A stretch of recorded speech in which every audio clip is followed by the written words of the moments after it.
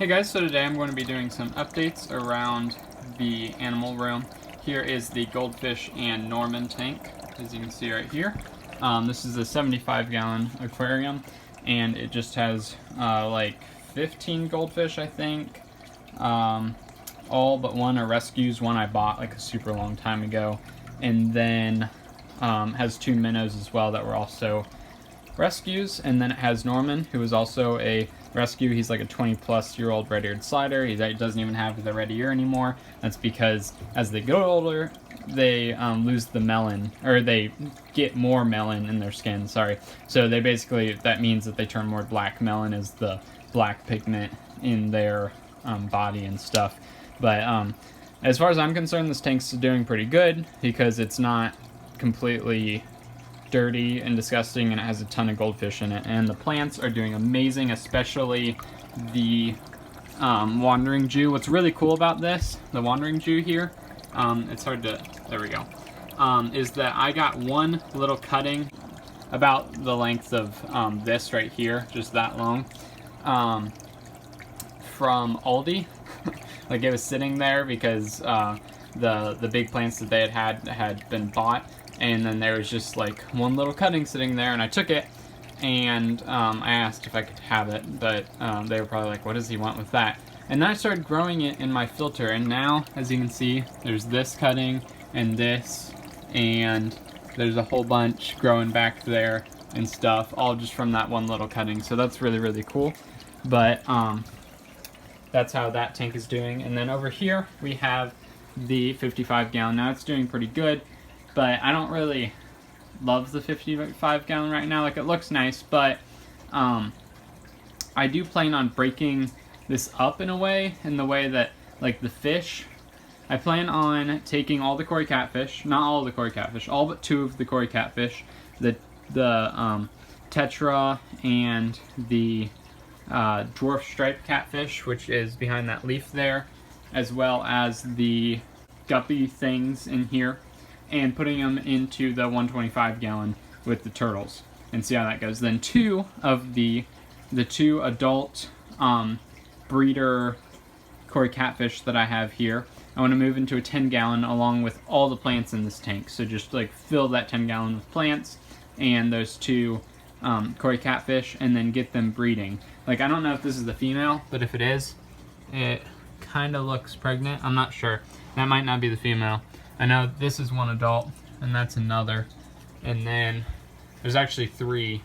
Oh, I think that's probably the female right there. That looks like the biggest. So one of the really big ones is one of the babies. But I want to go ahead and do that, and then the beta will go into its own separate tank as well. But what that leaves then is the angelfish, and what I want to do with those two koi catfish is breed them again, because that was really cool, and I want to get good at that, and then show you guys how to do it and stuff. And I just think that'd be really cool, and then that'd be one less big tank in my room that I have to take care of and stuff, and then I can replace it with something else, a bigger enclosure for one of the other animals in my room. So that leaves the angelfish, and what I'm thinking at this point is that I don't want to keep the angelfish anymore. Now, I don't have like a huge attachment to it. The tropical fish, I really like the tropical fish. I think they're really cool, and definitely like them more than the goldfish because they're not huge and stuff. But they're not just the main thing that I am focused on in any way. I feel like I like reptiles more, but I do like fish, and I think they're really cool. But the angelfish, if I want to breed guppies, that's the main thing I want to do with tropical fish right now, and I don't have the guppies to breed, but that's what I want to do, and I just can't keep angelfish with that, and then I can't keep an angelfish in that small of a tank either. Also, I can't keep it with turtles, so that kind of stops me from doing anything except a 30-plus size tank, 30-gallon plus size tank with just tropical fish, which I don't really want. So I think I'm going to end up rehoming it or selling it or something like that. Get it to somebody who more, specializes in it, maybe breeds them or something, because I think that would be a lot better for it and for me.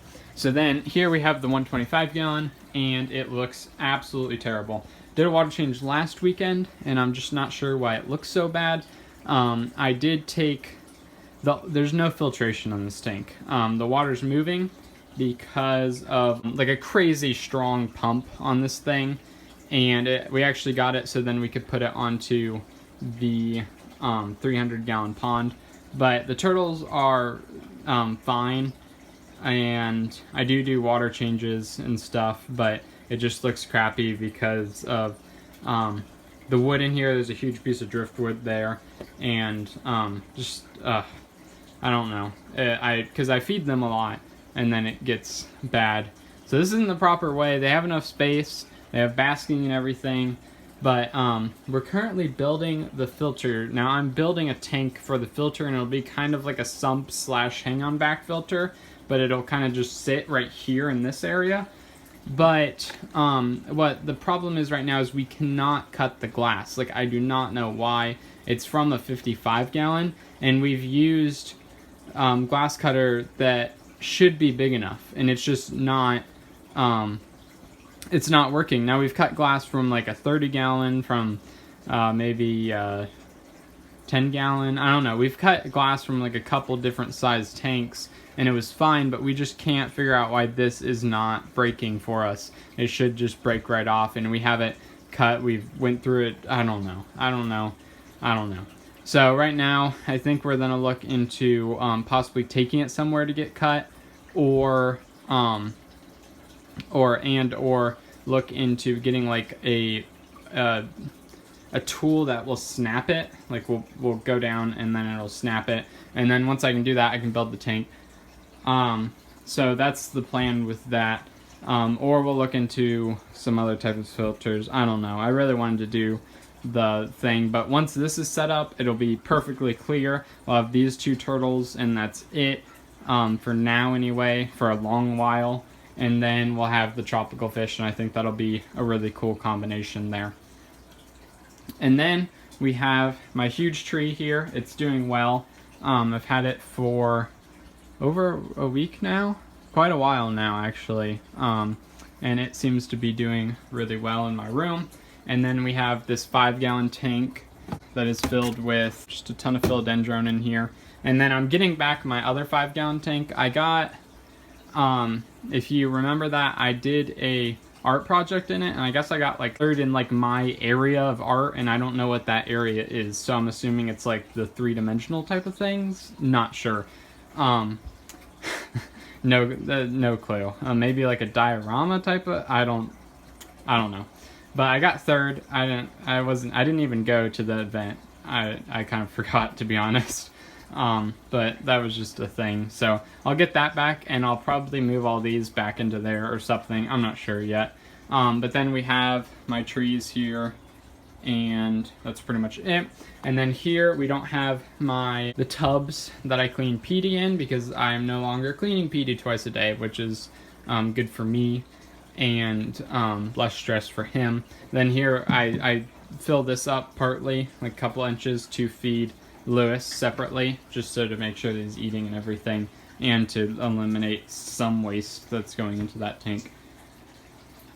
So then we have temporary stuff that's there because the iguana cage isn't there, but the new iguana cage is coming along, and we have been working on it. So I think at this point, like, it's pretty simple to just put together, and then I'll be able to start working on the background, which will take a while. So here, the last time I did an update here is that this tank was way too hot, and this tank was way too hot, and then there was another tank here, maybe, or maybe it was there, I'm not sure. But that was, right there, that was Luna's tank, and I'll show you Luna in a second. But then here we have Leonard, and his tank hasn't been getting too hot. I'll actually go get the temperature gun real quick and show you.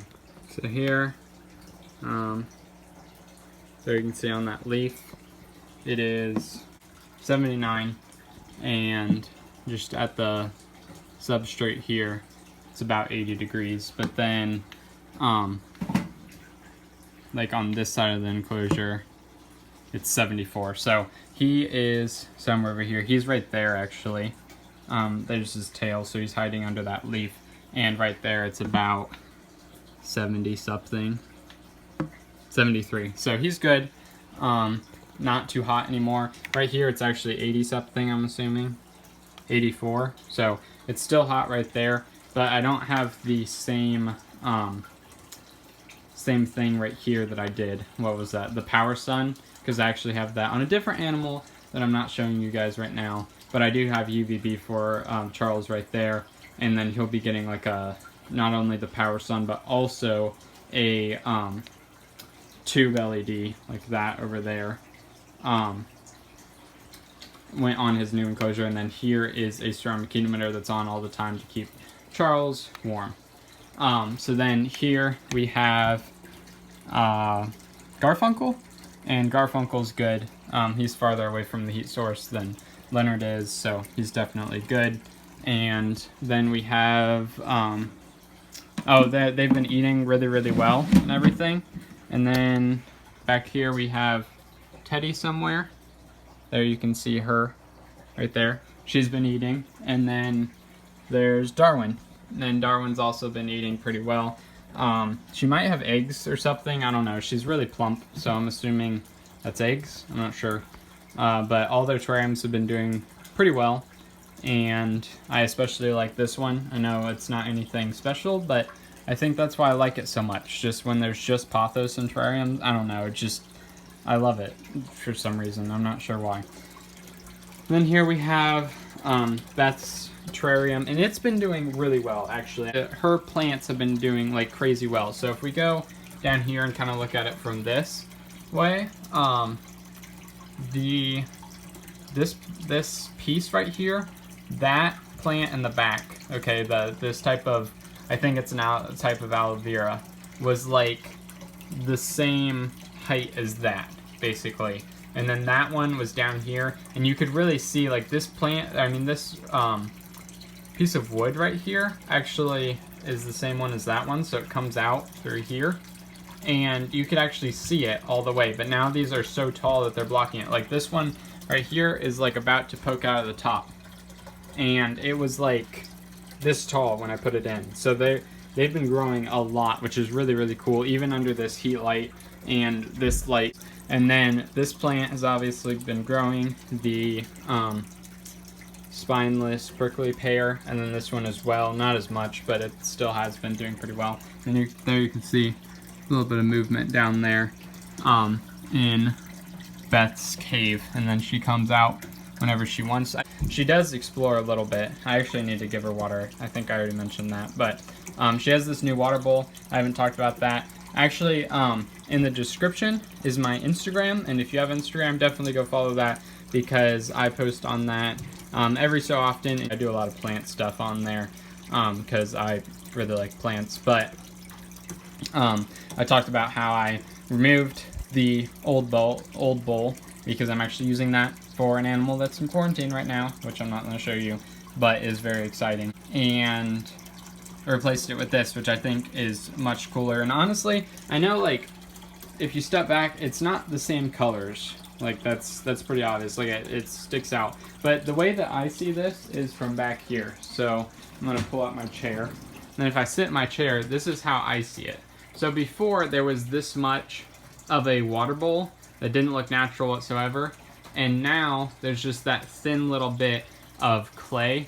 And I just like that a whole lot better, I guess. I don't know. To me, it's something that you'd see outside. Like, I know it's not natural, but it's still something that you'd see in, like, a garden or, like, just outside. So, because it is to a clay pot. It's just the bottom of the clay pot. I think it's a couple dollars maybe, or maybe $1, like, something. I'm not sure. But I think it works as much better as a bowl than like the fake rock ones, because I just don't like that at all. Charles has been doing well. He's eating and tearing up his enclosure properly. Definitely not built for an iguana of this size, and I haven't been getting him out a whole lot because I've had so many things in my room. Like, since I put these up here, I don't really want to let him get up on top of this stuff anymore, because I just don't want to deal with that. So that's why I haven't been getting him out. And because Saturday is really the only day that I can be here and like pay attention to him. And on Saturday is when I work on my online college class. So it's kind of distracting to have him out. I always, make sure that he's not like gonna fall from something, or like I need to catch him, or he's gonna burn himself or something on one of the bulbs. So that's why I've been getting him out as much, is just because it's easier to not get him out. And also it's stressful to like have to get him back inside and stuff, and it'll be easier once I get him into a bigger enclosure, especially because if I open the door on his bigger enclosure, he's probably not going to go anywhere, because he's that'll be the tallest area that he can get in the room, is inside that enclosure. So that's something. And yeah, but he's still doing well, growing. He's absolutely ginormous, and then keep getting big. I should weigh him, because he's probably going to get like 10 times his size now. Sorry, that was my computer. And then over here is we have Petey, and he is in a tiny tank, which is disappointing, but this is the biggest tank I could fit in my room currently to house him in, and he is now eating and doing well, so I'm not really gonna mess with it all that much. This is a 20-gallon, only partly filled. I hate partly filled tanks. I think that they are disgusting. I don't think that generally there's not really a reason to have a tank like this, but PD does not like deep water. And I can tell you that because I kept him in a tank that was about, I'd say, maybe a foot of depth of water.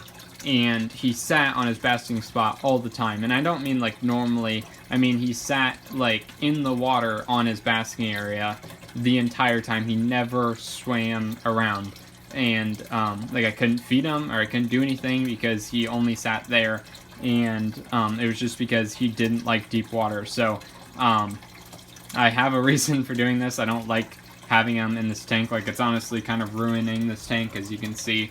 But it's just how I need to have them. And I have heat, the aquarium heater, and then I have that turtle filter, I have UVB, and a heat light, and then a basking area. And then here's PD right here. And he's been eating ever since I put him in here. And that's either because of the temperature, or he just kind of likes the environment, I'm not sure. But he's been eating quite a lot, so that is good. I will be doing more videos about PD in the future, kind of explaining why he's here now. And what I have done for him in the past, his treatment and everything, and explaining that, and why I have him in this now, even though he hasn't healed and everything. So that'll be separate videos that I'll be doing. And also, in the future, I'll be doing videos of upgrading him into larger tanks and setting up something final at some point that'll be large. So stay tuned for that. And now I'm going to move on to other animals. So now real quick, I'm going to give a bit of an update on Luna, and then also the new roaches. So here we have Luna, and the only thing I've been able to get her to eat, so I have gotten her to eat, but the only thing I've been able to get her to eat is crickets. I know she's a crusted gecko. Can't get her to eat the Pangea crusted gecko diet or the Zoomed crusted gecko diet. She just won't eat it on her own. She won't eat it hand feeding her. But I put crickets in here and they were all gone the next day. So she just likes crickets, which is understandable. She's not like huge, like she's still kind of small, so the protein's all right. I am trying to get her to eat GB roaches right now. That's what's in here, but there's still 7 in here, and that's the amount that I put in. I think it was yesterday now, or not yesterday, but the day before. So I guess the only thing I can get her to eat is crickets, which is very disappointing. I don't like feeding crickets, but that's the only thing that she'll eat. And I'm sure at some point she'll go back onto a crusted gecko diet, which she should be on, which they need. They can't just be eating insects, but if that's all that she'll eat, I think that's all that I'm gonna be able to give her for a little while. But when I was raising Teddy for a long time, she only ate like GB roaches. Like I'd get her to lick a little tiny bit of Pangea gecko diet, which is kind of the same thing Luna will do, but like she'll eat like none of it. So I don't know why. But and then I would give Teddy the DB roaches. So if Luna ate DB roaches, I'd be a lot more alright with this because I have DB roaches and I breed them, so I'd be fine with that. But I do not like crickets whatsoever. Real quick, I'd like to clear up some things. This enclosure is way too small. I understand that, and I have a bigger enclosure that is also a tub that I'll probably be moving her into. The reason I have her in this enclosure is because I was trying to get her to eat the crested gecko diet, so I want it to be very, very, very, very easy for her to find the crested gecko diet, and to me that was putting her in a tiny enclosure. Also, this enclosure does have ventilation, as you can see on the sides, and I know what this looks like. Looks like it's going to stay dark all the time. It doesn't because of these lights right here. It's like the same level, so it shines. So she does get a day-night cycle, but she kind of hides within the hide all the time anyway. So here, real quick, I have my roaches, and these are the red runner roaches, and they haven't been breeding, I don't think, because I haven't seen any eggs, which is disappointing. They should be breeding, but I'm going to go ahead and add some veggies here real quick. See, I don't see any eggs down there or anything, so I don't know if it's not warm enough. That is a possibility, but they are living, they're not dying, so that's good. So I'm just going to take some of this stuff, and I'm going to add it in there. So this is carrot and acorn squash, and there they have that. And then I have the hissing cockroaches, and I'm just going to go ahead and add some of that stuff in there as well for them. So I hope you guys enjoyed. If you did, like it down below. If you have any comments or concerns, put in the comments below, and if more content, then subscribe. Have a fantastic day.